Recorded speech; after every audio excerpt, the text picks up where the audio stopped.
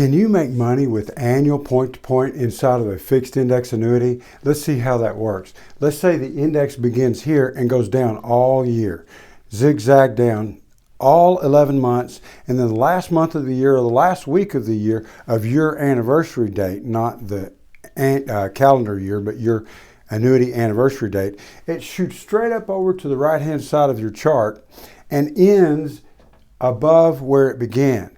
The insurance company doesn't calculate the in-between. They just take two calculations, the annual point to point, and then pay you an interest based on that gain. So let's say the gain is 10%. You might have a margin, spread, or administrative fee of the interest, not of the principal. So let's say the spread is 3% and the index goes up by 10, your interest is 7. Be sure to get the buyer's guide, like, and subscribe.